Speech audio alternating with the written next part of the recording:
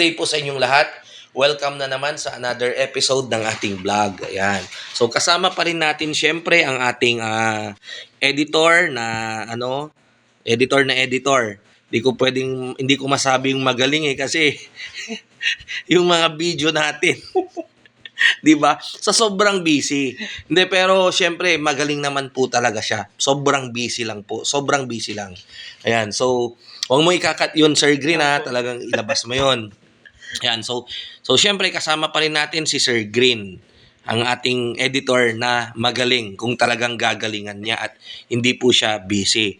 Ayan. At meron po siyang katanungan na napakaganda at atin po itong sasagutin. Ayan. So, Sir Green, ano yung katanungan mo? Regarding po sa, syempre ngayon po, mabagyo po ngayon. Malakas yung hangin, malakas yung ulan. Tapos, Kumukulog. syempre, malamig. Yan, yung kulog-kulog po kung saan-saan. Ano po yung mga remedy kung bumagsak yung pangingitlog nila, production, ganun po. Ay, okay, sige. Atin yang sasagutin, ano. Actually, totoo yung sinasabi mo, Sir Green, yung katanungan mo. Talagang sa panahon ngayon, panahon ng tag-ulan, hindi nga lang ulan sa ngayon, puro may bagyo pa, may kasamang malalakas na ulan, kulog, 'di ba? At nagbra-brown out pa. So, talagang malaki yung tsansa na bumagsak yung ating production. Unang-una, ano ba yung cause? Bakit siya bumagsak? So, bago natin ibigay yung remedy, So, i-discuss muna natin kung ano yung mga possible na cause bakit bumabagsak yung production natin during this season. Ayan. So, unang-una po dyan, kapag malakas po yung ulan, tumutulo sa bubungan, yung mga manok natin, hindi pa sila gaanong, lalo na yung first time na makaka-encounter ng malakas na ulan, hindi po sila sanay dun sa ingay ng ulan. Ayan. So, nai-stress po sila. Ayan. Pangalawa, ganun din yung ingay ng kulog. Kapag kumulog, ganun din po, nai-stress din po sila. Yung itlog po dun sa kanilang puwet, medyo hindi nila gaanong nailalabas, umuurong. Ayan. At saka yung hangin, ganun din po yan. Kapag sobrang malakas yung tama ng hangin dun sa RTL natin, nai-stress din po sila. At bukod dun sa hangin lang, may kasama pa nga pong ulan yan. Nababasa din po sila. Ayan. Kaya, ang natin dyan, bumababa yung kanilang egg production.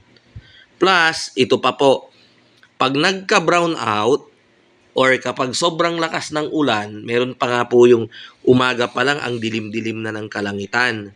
So, kapag dumilim yung kalangitan, umaga pa lang yon, hindi po sila nakakakain ng maayos. Bumabagsak po yung length, yung haba ng liwanag na kailangan po ng ating mga manok. Dahil syempre, nakakapag-stimulate po yung ilaw, yung liwanag, sa pangingitlog ng ating mga manok. Tama po ba? Tama ba yun, Green? Ayan. So, yun yung mga faktor. Kaya, bakit bumabagsak yung ating egg production kapag ganitong panahon ng mga tag-ulan o bagyo. Ayan. Ngayon, ano naman yung mga remedy na pwede nating gawin? Ayan. So, kapag medyo malit lang na farm tayo, backyard, yung hangin, pwede nating remedyohan. Lagyan po natin ng lona or yung tulda o nung tawag nyo dyan. Tulda, yung gilid ng ating manukan. At ito ay ating ibaba kapag sobrang malakas yung hangin at ulan. Ayan, ibaba po natin. Subalit, after ng malakas na ulan at hangin, ibabalik din po natin siya, tutupihin pa rin, iro-roll, itatali dun sa taas, gamit kayo ng pulley, hilahin yung lubid na ganyan para malukot yung tulda. Kasi po, kapag ginawa yung binabayang tulda, or kapag finix ninyo, mahirapan po yung mga manok natin, masusuffocate po sila. Hindi rin po maganda sa kanilang health yan. At syempre, sila ay sisipunin, ganyan, babagsak yung kanilang production.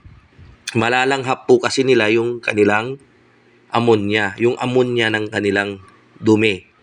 So kapag umuulan lang ng sobrang malakas, tsaka lang natin siya itataas. Pangalawa, kapag magpapagawa tayo ng housing, yung tinatawag nating laylayan ng ating bubungan, medyo habaan po natin. Habaan po natin para yung angge hindi gaanong tumama, or yung ulan, should I say, hindi gaanong tumama directly dun sa ating mga manok. Yung maanggihan, okay lang naman yan. Ayan. Pero alam nyo po, sa malalaking farm, parang dun sa farm natin, actually, hindi na po kami naglalagay ng tulda. Hinahayaan na lang po namin sila. Ganun lang po. And then, babawiin na lang po sa ibang paraan. Ayan. So, paano natin babawiin? Ang ginagawa po namin, kapag umulan, sobrang lakas, sobrang hangin, kulog, dinodouble dose po namin yung vitamins ng ating mga alagang paitloging manok. Ayan. So, ganun yung mga remedy.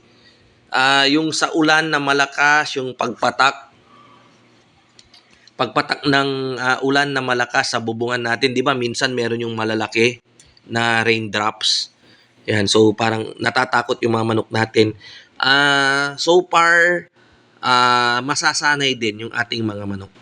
Yan, pwede sigurong lagyan ng pero hindi ko na i-advise. Siguro maglagay tayo ng mga tela doon para yung tama ng ulan hindi lumalagatak. Medyo nami-minimize yung volume ng lagatak ng ulan doon sa bubungan natin doon sa yero. Pero kaya lang kapag meron kayong extra mga tela siguro diyan, pwede. Pero kung kahit wag na, baka mahulog pa po kayo sa paglalagay or madisgrasya pa. So hayaan na lang po natin. Besides, masasanay din naman po talaga yung ating mga manok. After 3 nights or 3 days na sunod-sunod na pag-ulan ng malakas, masasanay din po yung mga manok natin. Makakapag-adjust din po sila. Ayan. So sa kulog, although yung kulog, hindi naman yan dire-diretso, after ng ulan, humihinto naman na yan. So meron ding epekto yan na hindi natin sa tingin ko walang remedy. Kasi outdoor, kumbaga nasa labas yung mga manok natin So maririnig nila yung kulog. So saglit lang naman yan, pero still may konting epekto pa rin yan. Pero hindi naman mamamatay yung mga manok natin or diba? So okay lang po yan. Ayan. And then ito yung pag sobrang lakas ng kulog at ulan, ang nangyayari po, lalo na pag nagkabaha, ang nangyayari, dumadalas po yung brownout. Pinapatay po ng itong nagbibigay ng power, electric company, pinapatay po ng electric company yung supply ng kuryente. So nagkakaroon ng brownout or blackout. Ngayon, sakaling nagkaroon ng ganon, at saka tuwing umaga ay dumilim, syempre yung si Haring Araw hindi sumisikat, napakadilim ng paligid natin. Ayan, so kapag may ilaw, ilawan po natin sila. Ayan, isindi natin yung ilaw. Kahit na halimbawa, umulan pa lang ng mga 7:30 in the morning, napakadilim ng paligid, di ba? Masama yung panahon. Pero may ilaw naman, may kuryente, isindi natin yung ilaw. Ilawan natin sila. Yan, hanggang sa, kung halimbawa, diretso pa rin na madilim buong maghapon, buong maghapon yung pailawan yung manukan ninyo. Ngayon, hanggang sa gabi, syempre, sundan pa rin natin yung program natin. 6 p.m. to 9 p.m. may ilaw. Kaya lang, ang problema nga natin, yun nga, kapag nag-brown out or nag-blackout. So, siguro, pinakamaganda rin, meron tayong solar light. Kaya lang, kapag tag-ulan naman na, mahirap mag-charge si solar. So, ang pinakamaganda po niyan, meron tayong yung mga, yung anong tawag dito? Emergency light. Emergency. Oo, yung pwede nating i-charge, and then kapag fully charged na siya, pwede natin siyang isindi as light provider, pansamantalang pailaw natin, para yung mga manok natin na-stimulate, 'di ba? Gaganahan sila sa pangingitlog. At number one din diyan, makita po nila yung kanilang kinakain. Makita po nila yung kanilang iniinom. Ayan, relax po sila. Kasi kapag madilim, naninibago rin po kasi sila. Kaya number one din po talaga yan. Ayan. So, ano pa ba, Sir Green, yung may katanungan pa ba? What's on your mind? Opo. Yun, yung pagpapailaw ka, ayan nga sa Bagyo, advisable lang po ba yan sa mga 23 weeks? Parang ganun po. Okay. Good question na naman. Okay, so ang pino-point out mo dito, paano, baguhin natin yung tanong mo, pero binigyan mo ko ng idea.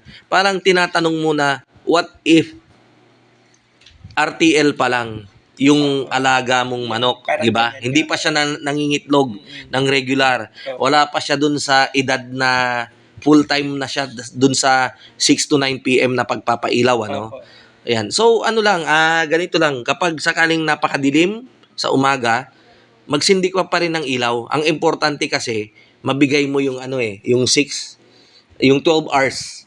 'Di ba? Usually sumisikat ang araw ng 6 a.m. Lumulubog siya ng sabihin na nating 6 p.m. So meron dapat silang 12 hours na maliwanag. So kapag andun ka sa oras na 'yon, tinamaan ka ng madilim na oras, isindi mo yung ilaw mo. Isindi po natin yung ilaw natin. Halimbawa, nagkaroon ng sobrang madilim na kalangitan bandang 1 p.m. Isindi mo yung ilaw mo ng 1 p.m. Pagdating po ng 6 p.m., patayin natin. Patayin na natin yung ilaw natin.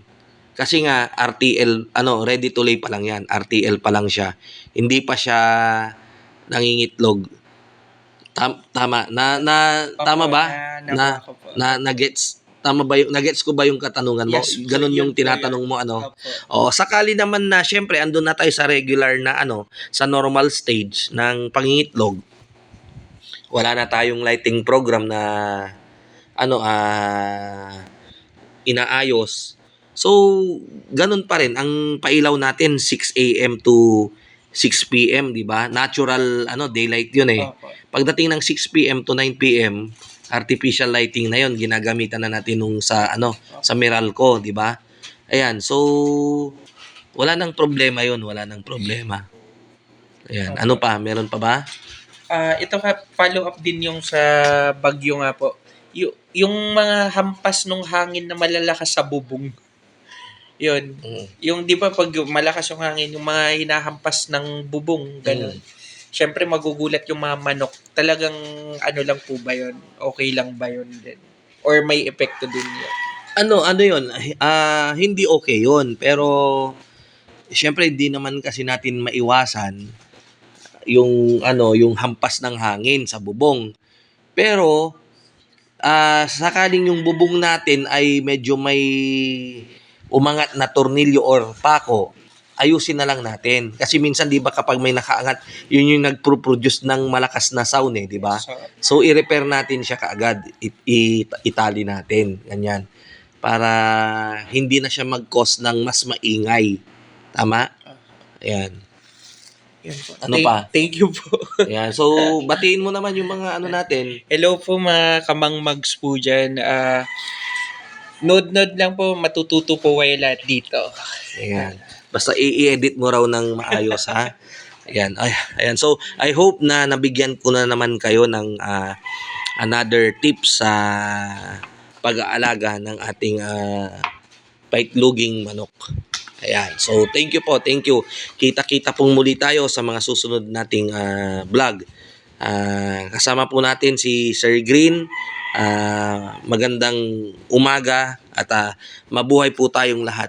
God bless.